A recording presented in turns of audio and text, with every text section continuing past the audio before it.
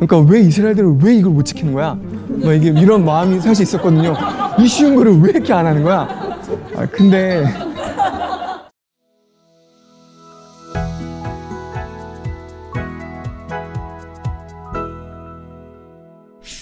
사람이 제일 기분 나쁜 게 누군가가 나를 투명인간 취급하는 게 제일 기분이 나쁘거든요.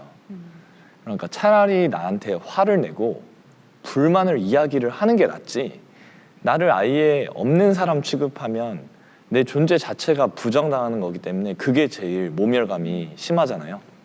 생각해보면 내가 그리고 죄인들이 하나님께 하는 짓이 딱 이런 짓이라는 생각이 들었어요. 그러니까 하나님을 투명인간 취급하는 거죠. 하나님 분명히 살아 계시는데도 불구하고 하나님 완전히 무시한 채 그냥 내가 하고 싶은 대로 막 하는 그것. 그러니까 진짜 겁을 상실한 것 같아요. 반역성, 죄의 반역성이라는 것에 대한 이 진리를 들으면서 나는 아니야 라고 할 수 없는 제 안에서 내가 진짜 그랬구나 이렇게 인정할 수밖에 없는 것 같아요. 제가 부부싸움 할 때 제일 마지막에 사용하는 기술이거든요. 이 투명인간 취급하는 거. 그거 진짜 나쁘다는 거 저도 알거든요.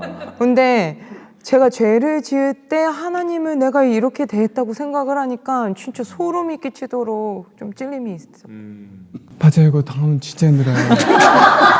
진짜 사실은 제가 힘들어하는 거를 알만한 게 다 있잖아요. 저 사람도 그죠? 알게 다 하거든요. 나 힘들다고. 근데 이제 그거를 안 하는 그거. 네, 미칠 것 같은 그 일이긴 한데, 근데 주님의 복음의 능력으로 요즘은 안 그러고 있어요. 은혜죠. 네. 특히 사랑하는 사람에게 그런 취급을 당하면 진짜 힘들잖아요. 어렵고. 근데 이걸 정리하면서 제 안에 내가 주님을 그렇게 대했구나. 내가 주님을 그냥 내 필요할 때는 내 원하는 걸 하고 싶을 때는 명확하게 주님 모르는 거 아니니까 주님이 이거 원하지 않는다는 거. 근데 무시해야지만, 없는 사람 취급해야지만, 알만한 게 뭐야? 모든 걸 명확하게 기억하고 있는데 무시하고 반역해버려야지만 나는 그 길로 갈 수 있다는 거. 진짜 내가 아내 때문에 그렇게 했을 때 힘들었던 거랑 비교 안 될 만큼의 고통이 주님 안에 있었던 거구나. 이거 이번에 정리하면서 처음 좀 보게 됐던 것 같아요. 죄의 반역성을 우리가 구체적으로 어떤 영역에서 드러나고 있는지를 한번 살펴볼 건데, 우리 우상 숭배에 대해서 한번 이야기해 보면 좋을 것 같아요. 제일 많이 이야기하는, 언급되는 부분이잖아요. 우상 숭배하면 보통은 불상 앞에서 엎드리는 거, 그리고 중요한 일을 앞두고 전 보러 가서, 무당한테 전 보러 가서 이렇게 복채내면서 하는 그런 게 좀 많이 생각이 들죠. 저도 우상 숭배를 하면, 사실 저는 뭐 절 근처에 가본 적도 없고 뭐 제사를 아니면 그런 우상에 절해 본 적도 없고, 그렇기 때문에 나는 우상 숭배라는 이거에 철저히 분리된 사람이라고 저는 생각을 하고 있었어요. 왜냐하면 이게 한 번도 이렇게 해본 적이 없으니까. 맞아요. 근데 모태신앙은 다 그렇죠. 그쵸. 그러니까 왜 이스라엘들은 왜 이걸 못 지키는 거야? 막 이게 이런 마음이 사실 있었거든요. 이 쉬운 거를 왜 이렇게 안 하는 거야? 근데 책에서 보니까, 책에서는 우상을 숭배하는 게 신을 사랑해서도 아니고 종교적인 행위가 아니라 결국에는 나의 소원을 들어주는, 나의 필요를 채워주는 신이 필요한 거예요.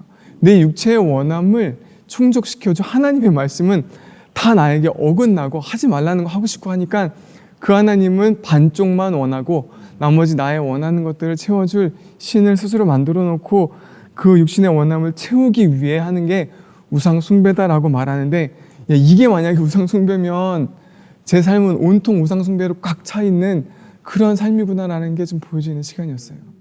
저도 제 원하는 대로 이제 됐으면 좋겠고 내 마음대로 살고 싶은데 그걸 막는 사람은 누구든 다 밀어내는 거죠.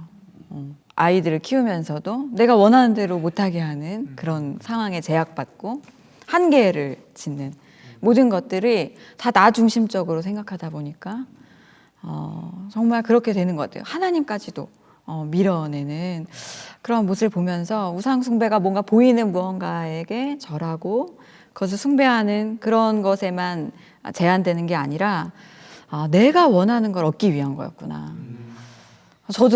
저는 나는 우상 숭배한 적 없어 이렇게 생각을 했던 사람인데 이 내용을 보니까 제 모습이랑 다를 게 없는 거예요. 맞아요. 저도 결국에는 신을 섬기는 목적은 나의 행복이고 하나님은 그 행복을 이루어 주시기 위한 수단인 그런 일들이 우상숭배 뭐 다른 종교에만 있는 줄 알았는데 정말 복음을 깊이 깨달으면 깨달을수록 내가 하나님을 그렇게 대하고 있었구나. 내가 원하는 것을 얻기 위해서 아니면 긴급한 상황이나 너무 두려울 때 마음의 평안과 안정을 얻기 위해서 방패막처럼 하나님을 이용했던 그런 모양이 결국에는 우상숭배랑 다름이 없구나 이런 생각을 하게 됐어요. 내가 원하는 것을 이루기 위해서 뭔가 교회에서 하는 프로젝트를 진행하고 열심히 뭔가를 하고 하는 것도 어쩌면 끔찍한 우상숭배일 수 있다는 건데 맞아요. 그렇게 열심히 했는데 결국엔 그 일이 잘 안 되면 화내면서 교회를 떠나잖아요. 막 이런 일들이 생기는. 맞아요. 전 이게 처음으로 마음에 와닿았을 때 주일날 교회 가서 기도를 하려고 했는데 말이 나오다 말아요, 기도가. 왜냐면 기도하는 족족 다 나는 내가 원하는 걸 기도하고 있어. 진짜 주님이 원하시는 거 아니면 주님의 합당한 기도, 성경에 말하는 기도 못 하겠는 거예요. 내가 평생을 이 기도해왔구나. 내가 평생을 교회에 앉아가지고 주님을 모셔놓고 우상숭배를 했구나 라는 걸 알고 나니까 진짜 이거 사단이 엄청 우리를 속이고 있었구나 라는 것들이 좀 보여지더라고요. 근데 책에서 보면 이 우상숭배가 그렇기 때문에 우리에게 매력이 되는 건 우상숭배는 네가 하고 싶은 대로 해 이거잖아요. 네가 하고 싶은 대로 해. 이 말은 죄인에게 있어서는 최고의 복음이에요. 이 세상 사람들에게 있어서는 어마무시하게 내가 원하는 대로 할 수 있다라면 그걸 제한하고 있는 모든 것들을 없애게 하는 게 복음이잖아요. 그런 것들을 좀 보면서 대부분의 사람들도 이 우상숭배하는 이 모든 것들이 자아숭배라는 내가 나를 사랑하는 게 우상숭배야? 라는 걸 전혀 생각하지 못했을 것 같아요. 저희가 이걸 충격을 알았을 만큼 요거에 대해서 조금 더 설명해 주시면 좋을 것 같아요, 선교사님. 네, 앞서 말씀드린 것처럼 그 사람이 영적 존재라고 할 때 어떤 초월자에 대한 그리고 또 어떤 경이로운 경배할 대상에 대해서 그런 걸 찾는 이런 그 기능이 사실은 영적인 기능이고 그건 뭐 더할 나위 없이 우리의 근본이 되시는 살아계신 하나님을 우리가 영적으로 인지하고 그분을 마음 다해서 사랑하고 섬기도록 준 기능이 원래 타락하기 전, 그러니까 죄와 무관했을 때 처음 지음받은 인간의 그런 중심 안에 있는 특성이었죠. 그래서 이걸 종교성이라고도 그러고 이걸 보통 철학적인 용어로 말하면 종교성이라고 그러고 성경에는 영원을 사모하는 마음이라 이렇게 얘기를 해요. 그 기능은 누구에게나 있어요. 그러니까 사람은 반드시 짐승과 달리 무언가를 경배할 대상을 반드시 찾게 돼 있고 의지할 그 누군가를 영웅을 삼든지 신을 찾든지 반드시 그렇게 하게 돼 있어요. 그러니까 한마디로 말한다면 종교심이란 그런 영혼을 사모하는 마음이라는 건 그 마음 중심을 다해서 사랑하고 사모하는 것. 그러니까 온 존재의 에너지를 다해가지고 그 찾는 그런 에너지, 그러니까 마음 중심으로 사랑하며 섬기는 것. 그게 마땅히 진리이시면서 영원히 거룩하고 완전하신 하나님이 되어야 함에도 마땅하고 범죄한 이유로 생겨난 게 뭐냐면 로마서 1장 28절에 아주 정확히 지적을 하고 계시는데 그들이 마음에 하나님 두기를 싫어하며 그러니까 마음에 하나님 두기를 싫어하는 거예요. 근데 그 성향은 남아있어. 그 종교적인 그리고 영적인 성향은 남아있는데 하나님만큼은 싫은 거예요. 그래서 분명히 그 1장 21절에 보면 하나님을 알되 하나님을 알되 하나님으로 영화롭게도 않고 감사하지도 아니하고 오히려 그 생각이 허망하여지며 미련한 마음이 어두워졌나니 스스로 지혜 있다 하나 어리석게 되어 썩어지지 아니하는 하나님의 영광을 썩어질 사람과 새와 짐승과 기어다니는 동물 모양의 우성으로 바꾸었느니라. 이게 종교적인 모습을 띌 때는 앞서 말씀하신 대로 뭐 어디 돌에다가 빌기도 하고 가진 모든 그 종교 행위를 하죠. 우상 숭배를 하고 이게 종교적인 모습을 띠면 그래요. 종교적으로 표출이 되죠. 근데 종교성을 띠지 않아도 마음 중심으로 사랑하며 섬기는 것, 그게 바로 우상숭배인 거죠.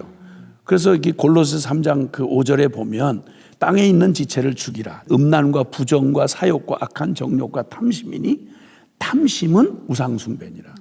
그러니까 결국은 이 죄의 반역성을 입증해 주는 게 결국 뭐냐면 하나님 그 내 영적 기능을 가지고 있는 종교성을 가지고 있는 인간이 그 마음에 하나님 두기를 싫어하고 그 왜냐하면 그 증거가 너무나 뚜렷한 건 우리의 기본적으로 인간에게는 짐승과 다른 수치심이나 죄책감을 느끼고 누가 말하지 않았는데 어떤 상황에서도 사람들이 도덕적 성향이 있다는 거예요.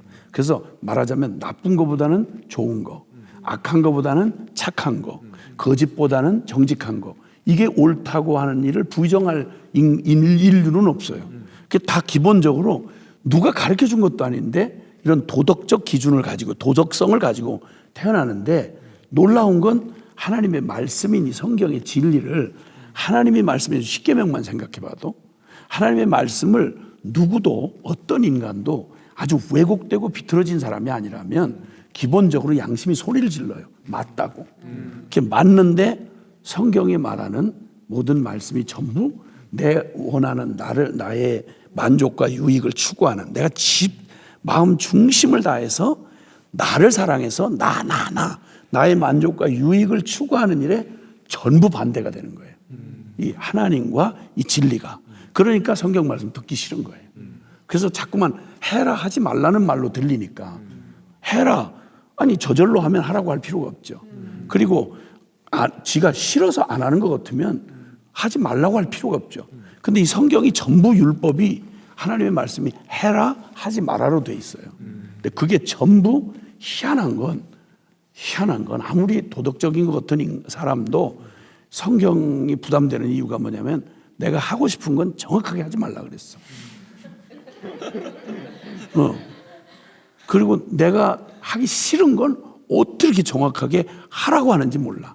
그러니까 성경 싫은 거예요. 그건 독특한 사람들, 그 예수쟁이들, 꼴통들만 얘기하는 거지. 아니, 어떤 인간도 뭐 교회를 나오든 안 나오든 상관없이 모두가 본성적으로 양심은 소리를 지르는데 그게 옳다고 소리를 지르는데 나의 유익을 추구하려면 꼭 거슬리는 거예요. 그러니까 나의 본성이 오직 추구하는 바가 항상 본질상 하나님과 진노의 대척점에 서 있기 때문에 반역자로 하나님에 대한 반역성을 가지고 있다는 게 너무나 분명하고요. 그게 종교적으로 태어날 때는 일부러 표현될 때는 일부러 하나님을 투명인간 취급하고 하나님 없어. 부담스러우니까. 양심이 소리를 지르니까. 하나님 없는 거야. 그리고 일부러 생각이 허망해져서 그때만큼은 다른 데 작동하던 이 똑똑한 이 지성이 이상하게 이 영역에만 가면 일부러 그 생각이 허망해지고 미련한 마음이 어두워져서 스스로 지혜 있다고 그렇게 똑똑한 척을 하면서도 이상하게 자기가 깎아놓은 돌에다가 그 귀를 파놓고 지가 귀를 만들어 신의 귀를 만들어 놓고 거기다 가서 빌고 하소연하고 이게 말이 안 되는 거예요.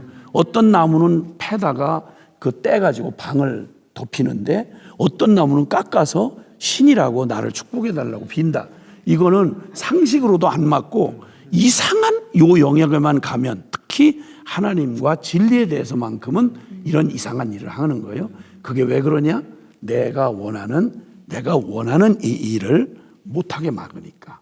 그건 진짜 나를 정말 사랑하시는 하나님이 복이 된 길로 살 길을 주시는 말씀인데 내가 나를 사랑하는 이 왜곡된 이 죄 때문에 이걸 반역하는 이 일이 이 비전에는 그런 모순이 있죠.